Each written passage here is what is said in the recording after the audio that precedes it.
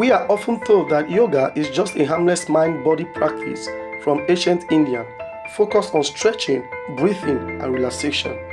But in this powerful teaching, Pastor Chris Oyakilome unveils the hidden truths, exposing the spiritual deception behind what many see as a simple exercise. What you are about to hear will completely change how you view yoga. Listen, and God bless you. Now let's watch this untold truth about yoga and massages. Those of you that love to get massages, watch this. I was practicing yoga. I was under the guidance of a spiritual guru. I was doing Ayurveda. I was completely in this mystical world, but still claiming Christianity. And God said no.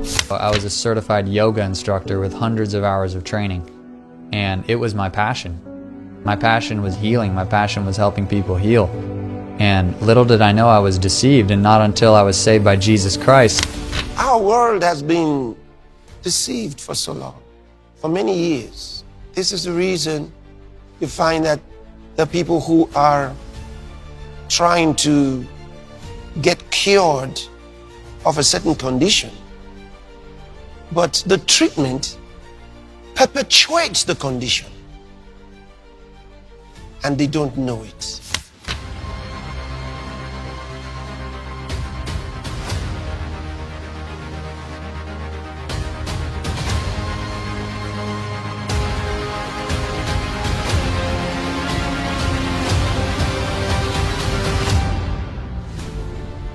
Throughout history, the world has been misled through various strategies and practices in the pursuit of good health and a better livelihood. Among these is yoga, a widely recommended exercise. However, many unknowingly open themselves to demonic influences and practices. The word yoga is related to the word yoke, and it means union, and the implication is union with God. The whole purpose of yoga is not just tuning up your body. And in the ancient texts of Hinduism, the Vedas, and the Bhagavad Gita, which is like the Hindu Bible, talks about being yoked with the universal consciousness. It's all about merging your soul with the universal consciousness. Yoga is a Hindu ritual.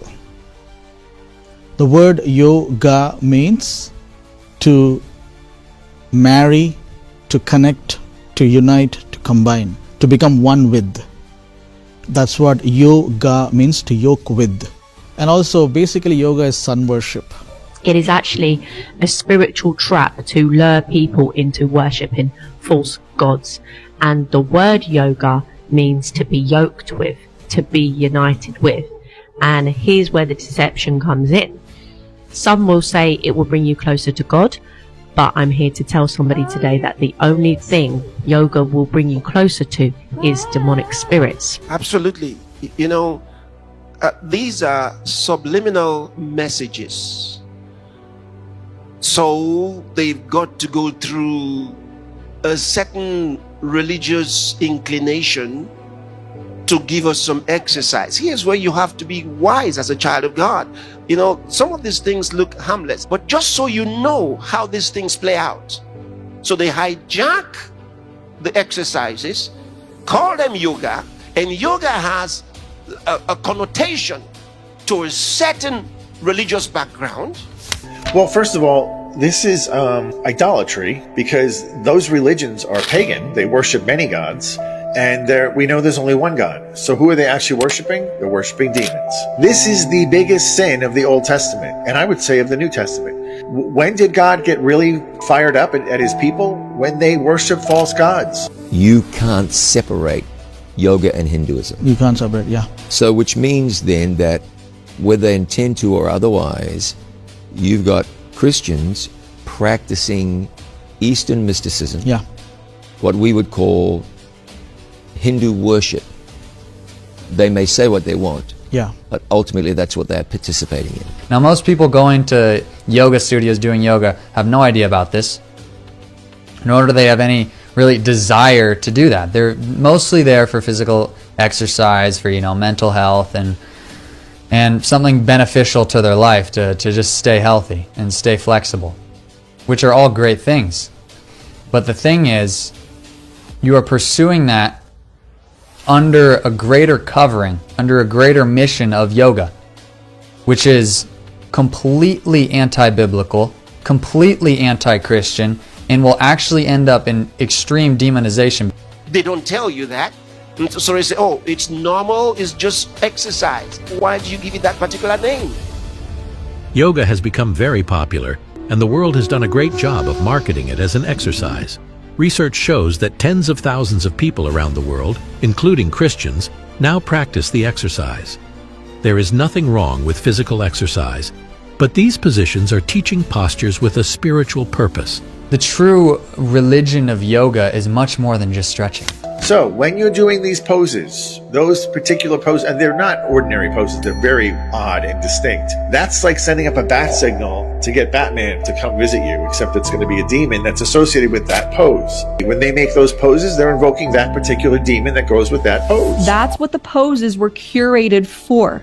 They were curated to honor false gods, and not only honor false gods, but invite and to yoke with false gods. Poses and sequences to worship the sun, to worship specific gods like Shakti and Shiva and Ganesha. And So yoga stretches are not just regular stretches. The stretch in yoga, each stretch has a meaning to it. So for example, there's a pose called warrior pose, warrior 1, 2, and 3. Okay. So in the warrior pose, the person stretches in certain angles. What they are doing is basically they are doing the act of beheading, which happens in Hindu mythology. That's one example. Okay. So the stretches have meaning, and the stretches have to be done in a certain sequence. You can't change the sequence. They have to be done in a certain sequential order in order to play out the Hindu story or the Hindu mythology. So yoga stretching is a Hindu ritual. It is a physical expression of worship. You can never separate yoga from Hinduism. It's not possible. The roots of yoga are intrinsically pagan. You can't go to a yoga class without having Hindu gods and goddesses all over the walls, without seeing a tarot deck in the corner, without a crystal here, a salt lamp there. Like it's riddled. It's like a demon cave every time you go into a yoga studio. Yoga is widely practiced for relaxation, stress relief, and physical exercise. However, many, including Christians, adopt it without considering its origins. That's where you start. You start with the beginning. Read the history of it. Who were they? What were they like? What were their pursuits? What were their motivations? Then you would know. That'll be easy for you to project their direction, where they're going, what they want to do. From the very beginning, it was a fraud. Yoga's roots trace back thousands of years in ancient India. Originally, it was a spiritual practice focused on meditation. It is not known when the tradition of yoga came into existence, but on the basis of Sankhya philosophy, Patanjali compiled the sutras with precise classifications, sequences, and logic. Ancient Indians had applied a unique technique for seeking knowledge. Here, the experimentation, testing, and observation were not performed externally, but inside the human body and mind. The process of concentrating the Chitta consciousness is yoga. Therefore, yoga in India left its mark on many philosophies, arts, and sciences. According to Hindu philosophy, the source of yoga is Shiva, but the main guru or the founder also, some people say father, some people say is the serpent. And the serpent, according to Hindu teachings, mythology, serpent took the form of a human being, and he wrote 195 aphorisms, means wise sayings. So all of yoga will fit into that 195 wise sayings that supposedly this wise serpent wrote, and that is the foundation of all yoga practice. So if I'm a Christian and I'm reciting, let's say, Psalm 23 or Psalm 91, and I keep doing yoga stretches, then the stretches, I'm attributing it to the serpent and the source Shiva. So it's got to have some root from somewhere. Then the next thing you know is you are having to say some words that you don't even know the meaning. You have to recite those words. now you're talking to demons and you don't know. And there's a lot of people right now being demonized, doing Christian yoga, having yoga at the church. And I had a pastor one time like, why are you talking about yoga? We have yoga at the church. And I'm like, dude, if you're having yoga classes at your church, you need to shut down your church. You are literally opening up a demonic portal, a demonic realm. So in our world today, we have to pray. See, I've told you what Satan does is he takes the good intentions of men and he forms evil things out of them, takes advantage of them and lures them into evil. And Jesus called Satan a murderer. Doctors now recommend yoga to their patients, and the United Nations has even introduced it to children in schools and colleges. On social media, over 60 million daily posts are related to yoga. In 2024, over 41 million yoga studio businesses existed in the United States, according to market research. Well, yoga promises the ability to be able to penetrate the spiritual worlds and to experience them. And so that was the attractiveness of it to me. Yeah. I wanted to know who I was, why I was alive, and most importantly, what the future held for me. You know, I want to have some level of peace of mind. You know, if work is so busy, things are so stressful. Because that's what yoga is being marketed as, sort of a health supplement to your lifestyle, you know, sort of a healing, you know, modality to help you be more productive, to help you have better peace of mind, have better joy and happiness in life. You should not be seeking those things from yoga. You should seek them from Jesus Christ. Meanwhile, many unsuspecting Christians have fallen prey to this deception, experiencing not only physical decline, but also mental health disturbances. No one ever told me that I was participating in mysticism. I never got that option to say, yes, I'm in, or no, I'm good. Right. And there were many times on that yoga mat where I was shaking with euphoria, or I was sobbing, like, you know, and now I know I was manifesting, like I'm sobbing on the yoga mat, and I'm like, oh, I'm releasing, this is my release. But nothing was actually being released, it was just a demon manifesting. This is me at the monkey temple after the priest took me into a back room and blessed me. One of the yoga nidra classes is one of the meditations, and she's using a tuning fork on my forehead to open up my third eye. Why do you pay someone to kill you? You know, you pay them to do all this stuff to you. It's amazing how we believe some stuff.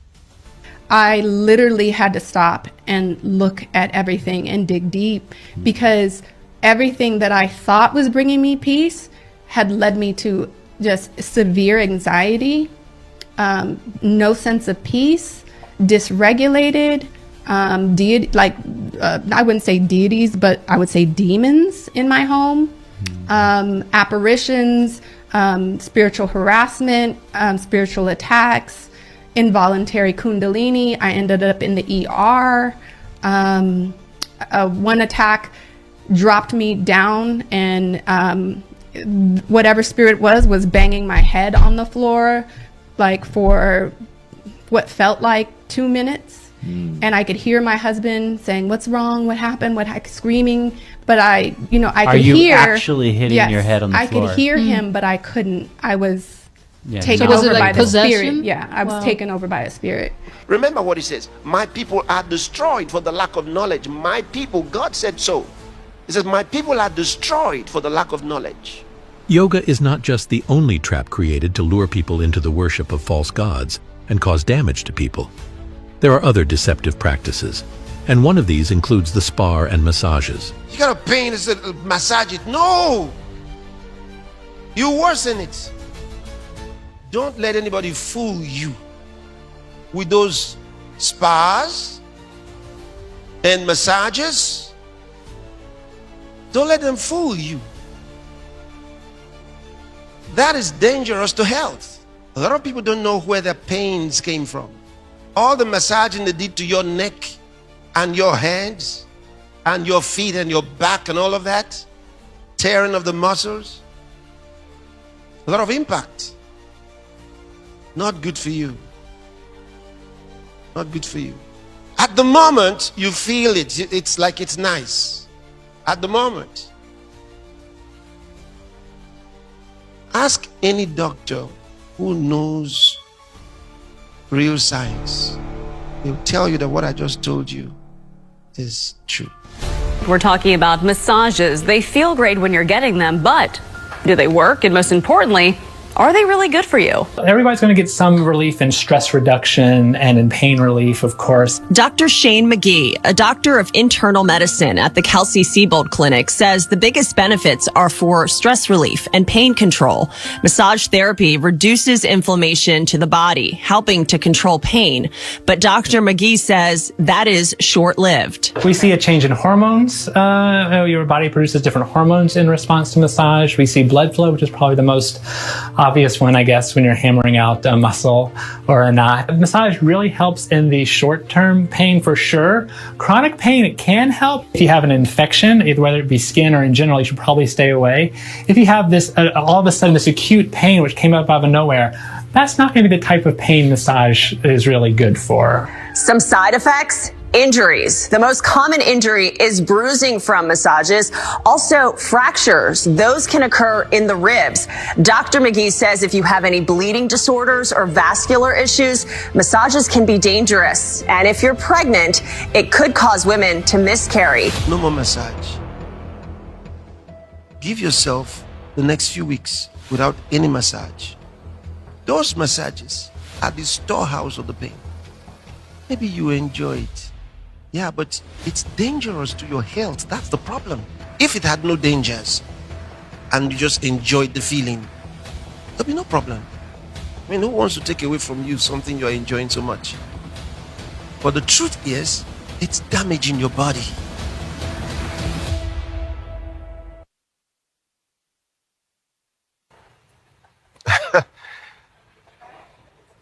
I hope you heard it. You may enjoy it for the moment, but at the end, you'll be a customer to the doctors. Not good. And what's even worse is the first part of that video, the yoga, the idolatry in yoga. And many don't realize what's happening to them. So they're not mere exercises. They're positions of demons. Listen, I cast out demons. I've been ministering to people for many years. And I've dealt with a lot of demon-possessed people, demon-oppressed people, and demon-obsessed people. And I can tell you that a lot of those movements are from demons. Those are things we see with demon-possessed people.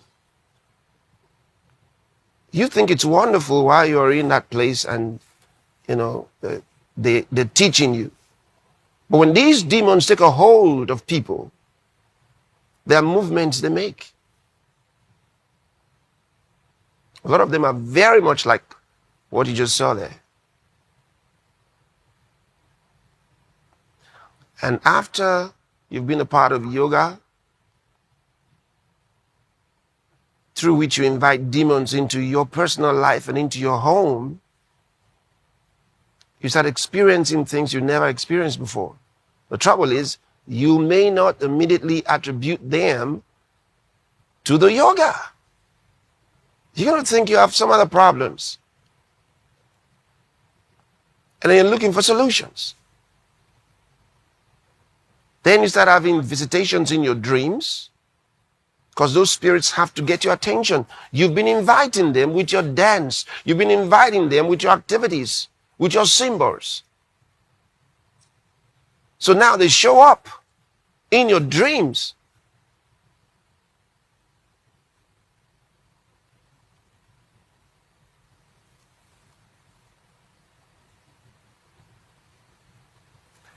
You have to be careful. Praise God, praise God, praise God. You've heard that. Now you know the truth. Kindly stay away from activities that open doors to demonic influence. Please subscribe and like.